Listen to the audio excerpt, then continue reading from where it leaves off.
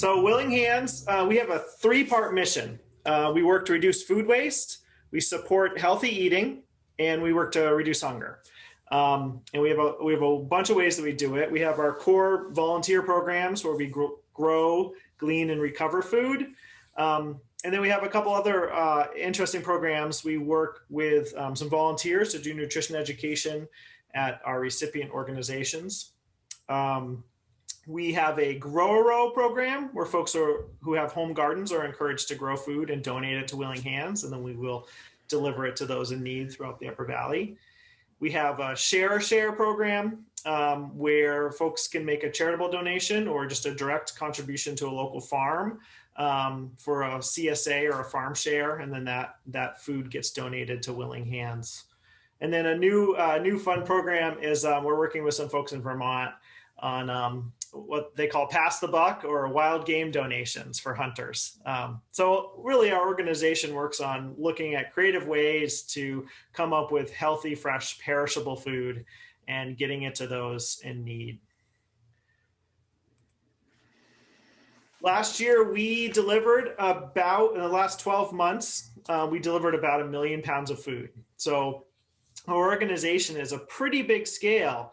We focus on the 40 miles radius of Norwich, Vermont. So we're really an Upper Valley based organization focusing entirely on the Upper Valley. But there's a lot of need. So we serve 80 different organizations throughout that 40-mile radius, roughly 30,000 people a year. There's been some really interesting work we've done on looking at the carbon footprint of our organization, because I won't touch a little bit about this later, but because food waste is one of the biggest drivers of climate change, or really the biggest solutions to climate change, is looking at how we more efficiently use the food that gets produced. We actually have a net negative carbon footprint of about 600 tons a year. We do a lot with volunteers. So we grow food with volunteers. We actually have 4 gardens and garden partnerships, including our longest term one at Cedar Circle Farm in East Thetford. A couple of years ago, we worked with Dartmouth Hitchcock to develop the pharmacy garden, which is on site at the hospital, right across from the daycare center and David's house. And when we purchased our new facility in Norwich a couple years ago, we put a little garden in here, right outside my window, actually. And then we have a couple leases, including one at Goodrich Four Corners in Norwich, where we have volunteers growing a couple different crops. And then, of course, we partner with the Upper Valley Land Trust. We're on their garden on Turnpike Road. So a lot of our volunteers will come out in regular intervals on these garden plots. We grow. It's amazing how much the gardeners are able to produce, and the quality and the consistency, the quantity of it is incredible. So it's about over 15 tons a year of food grown by community members. And you can see some of these pictures here. That we really try to keep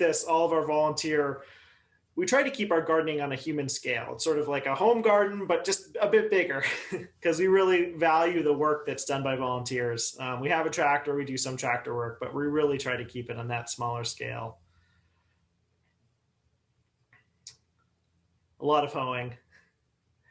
A big part of what we do, probably the most of the food that we generate, comes from what we call food recovery. So our organization was founded by the co-op food stores, where an employee just saw an opportunity with the amount of food that was going to waste, being thrown in the dumpster, and said, let's do something different. Let's try to find places for this to go. We know there's a lot of need in the Upper Valley, so let me start delivering this food to those organizations who are meeting the need. So the co-op food stores remains one of our most important partners, one of our largest food donors, but we pick up actually from the co-op locations multiple times a day, every day, 358 days a year.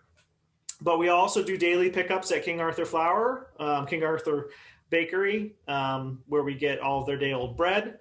Seasonally, we pick up at Crossroads Farm Stands, Stearns Quality Produce. And then we have a couple partnerships with larger food produce wholesalers, including Upper Valley Produce and UNFI Fresh down in southern New Hampshire.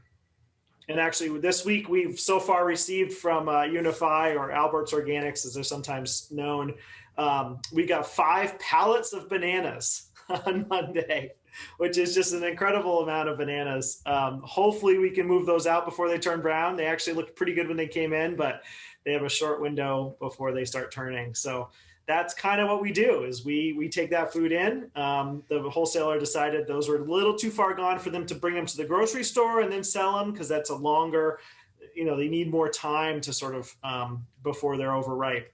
But for us, we deliver every day of the week. We're bringing it to individuals. We're bringing it to food shelves who give it out that day. And so we can move things around pretty quickly. I mentioned the co-op food stores, which is really the reason we exist, is because of the co-op. So we've done a pretty large amount of food. A big part of it is gleaning. Now, gleaning is the concept of gleaning is this really old concept coming from Europe, and it's following the harvest. But it means that there's always crops left in the field. There's always crops that maybe have slight cosmetic issues. Then the farmer decided, I'm not going to harvest these. They're just not worth it financially for me. And so what we do is we send teams of volunteers out into those fields, and we pick the crops, and then we deliver them to our food shelf partners. It's a big part of what we do. We get to do all kinds of crops throughout the Upper Valley. Certainly the vegetable farms are a big part of it. We have regular gleanings at Crossroads, Route 5 Farm, Edgewater, all of the big vegetable farms. But we also get to do some berries. We actually have, last year we had, I think, 3 different blueberry orchards that we gleaned at, including one in Plainfield where we take the entire crop. It's a private orchard that no longer has a pick your own. And so we've harvested almost 2,000 pounds of blueberries a year there, which is an incredible thing to be able to donate to folks in need. Our farm partners, we have a couple dozen farm partners. So we do the regular gleanings at farms. We also just pick up direct donations of food that, again, they had too much. Certainly we get a lot of cucumbers and squash in season. But there's other times of the year where there's kale, lettuce, it all came at once. It's hard to plan the weather. And so you might plan everything every 2 weeks. You might start a seed, but if the weather doesn't cooperate and doesn't give you consistent moisture, that crop might all, mature at the same time. And so they have overproduction, and that's where they come to us. This is a great picture of Crossroads Farm, where we have every Tuesday morning our volunteers glean. Apples are a big part of it. We do regular gleanings at Whitman Brook Orchard, as well as occasionally at Poverty Lane. They do a lot of direct donations, and then Riverview Farm, and then several private orchards we also glean at, which are not commercial. And the idea behind what we do is good food, of course, should not go to waste. It should go to somebody's plate. It should serve someone who's hungry. It should be there whenever possible. So we've delivered over 6 million pounds of food in our 17-year history and right now we have about 80 different organizations that we partner with to deliver that food. And I'll share just a few of those with you. So the Upper Valley Haven is our largest food recipient. The Haven gets about 25% of all of the food that we move, and we deliver there 6 days a week. So really, whenever they're open, we make deliveries. We also have a really great partnership with them, where we together go up to Pete and Jerry's Eggs every other week and pick up pallets of eggs. So we're able to, the Haven takes about half of those, and then we deliver the other half to our other partners. Praise Chapel in Hartford is another food shelf, one of our bigger food shelves we deliver to on Saturdays. And then we do other deliveries that are not traditional food shelves. We work with the Lebanon Housing Authority to deliver to all of their sites, Maple Manor, Rogere's House, Lebanon Towers. And then we set up essentially a farmer's market or a mobile food shelf each week on Saturdays at those places. Also Romano Circle, the same idea. It's another Lebanon Housing Authority site. And then we work with many in Vermont as well. We also work with a bunch of Twin Pines housing sites where we're delivering this sort of mobile market idea with our truck.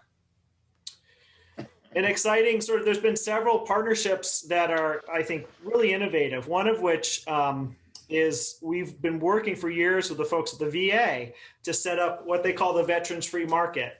And this is a volunteer run market where we bring produce and other meat, dairy. They also have some other sources of food, although I think we are the largest contributor. And every week they set up a farmer's market for veterans at the VA. With the pandemic, it's shifted around a little bit, the location, but it's just really been a great partnership. There's other sort of non-traditional ones. There are some childcare centers, some senior centers that we make regular deliveries to, including in Claremont. So a bit jumping ahead from our recipient organizations.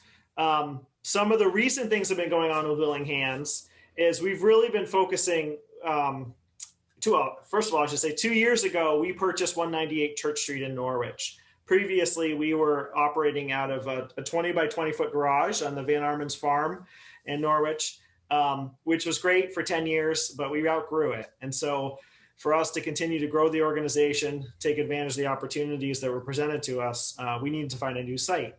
So we were fortunate to be able to purchase 198 Church Street, what's known sometimes as ABC Dairy in Norwich, and that's our current location. We started at the time and are actually just about getting towards the end of a $2.3 million capital campaign to pay for the purchase and to make the investments needed in the site so that we could use it to its full potential.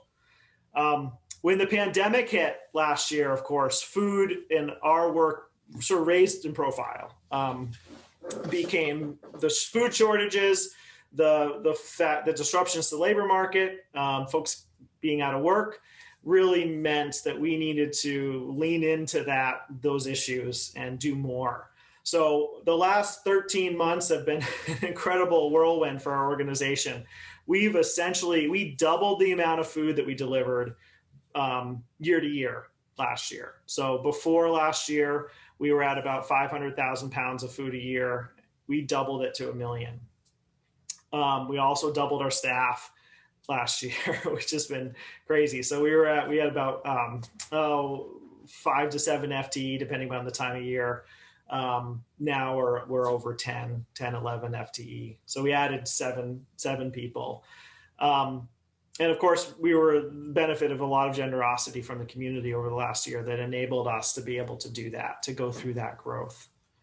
So now as we are, hopefully we're slowing down from the pandemic, things are beginning to start looking like normal. We're looking at organizational sustainability, making sure that we can sustain that higher budget, and also looking at environmental sustainability. There were some big goals with our capital campaign around efficiency. How do we more efficiently move food, and how do we we are more efficient from an energy conservation perspective. And we added a solar array to our new building, which is shown in this picture, a barn we built behind the main building at 198 Church Street. And the idea is that will offset our entire electrical consumption. We installed 2 really large coolers to store the food, because that's what we do. We store and we deliver highly perishable food. And so for us to do that, we have to have it at the right temperature. Those coolers use a lot of power. So it was important for us from an environmental standpoint, but also a budget standpoint, to try to reduce that cost of those coolers, which we've been successful in doing. I'm going to show just a quick 2-minute video that actually probably sums up who we are, what we do better than I. This is a neat little project it's actually a grant that we were awarded, so we didn't have to pay for this. They did it for us. But it really kind of gives this summary of who we are. So I'm going to just play that, and then I'm happy to chat and answer questions and share anything else you're interested in.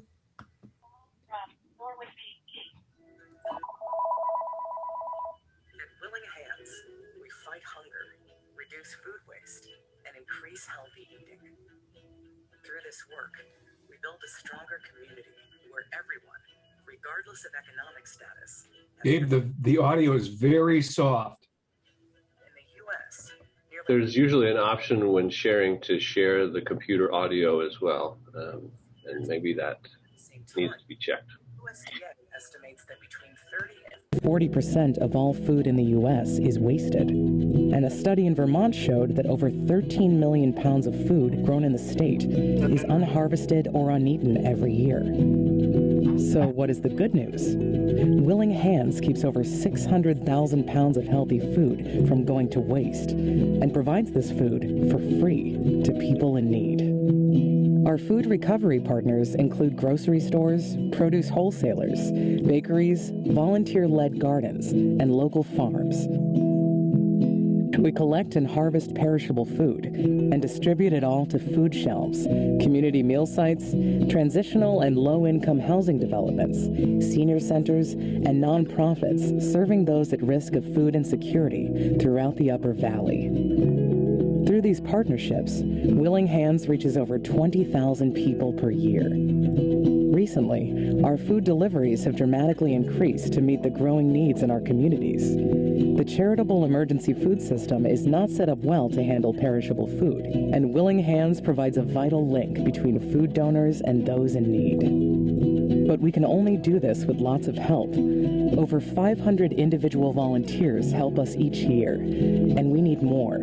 Our volunteer community members are an essential part of our team. They grow, glean, gather, and pack food, and lend their willing hands to connect this food to people who need it. Willing Hands feeds a lot of people with fresh, healthy food, because everyone deserves good food. Join us so that we can make an even bigger difference in our community. Donate or volunteer today.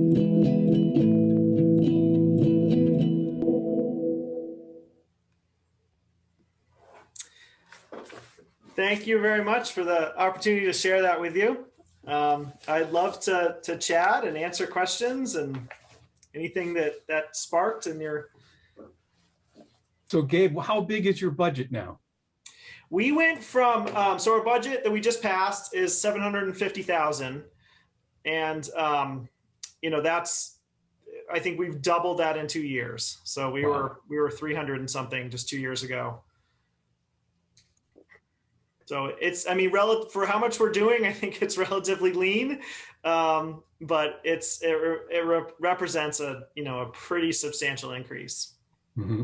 And you think that's you're going to try and sustain that? So as you said, you had to grow, you increased your staff. The pandemic's winding down, but you think you're going to need to maintain those levels. Yeah. My feeling, well, there's two parts to that question. Is the need still there, right? And my feeling is before the pandemic, the need was there. The community needed the food. The food had a really big impact, and we weren't able to serve all of the organizations who were asking. For years, we said, we'll take on a few more, we can serve a few more organizations during the summer when we have more farm produce, but we can't in the winter because we just don't have as much food.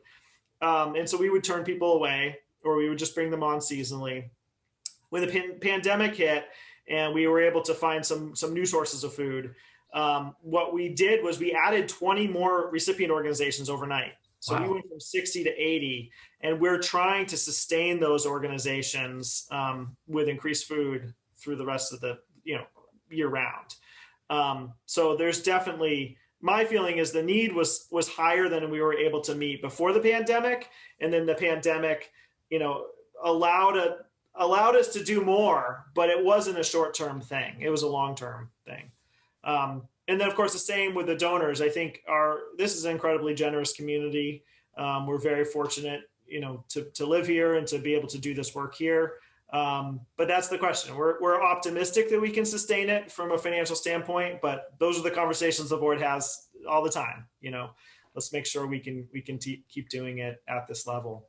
I see two hands up, and I think Bill Bittinger was first. Bill, you're on mute. Excuse me. Thanks, Todd. Gabe Bidding, terrific story. It's just remarkable what has happened over the years. And Todd, with your permission, I'd like to introduce a guest. Yes. I believe Jack Lyons is on today. I've invited Jack, who some of you who've been in the community for years remember well as a surgeon at Dartmouth Hitchcock, and later in retirement became a hobby berry farmer up in Thetford next to Cedar Circle Farm. Longtime resident, he and Terry, going back to the 50s. And Jack, if you're there, please say hello. You have a great part of the story that is being carried on nobly by Gabe and current board. Hello, are you hearing me? Yes. Yes. Do you hear me? Yes. Oh, now you're on mute.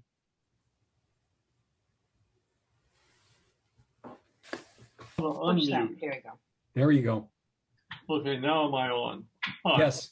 Thank you for. I'm happy to hear this report on how Willing Hands has prospered from its early days and up through the period where we were fortunate enough to get Gabe on as our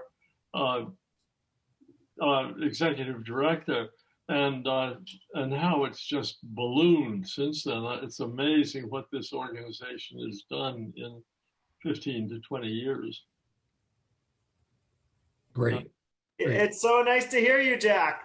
I thought you did a great job. You're a good representative of Willing Hands. Well, one thing I'd love to share is, Willing Hands wouldn't exist without Jack and Terry.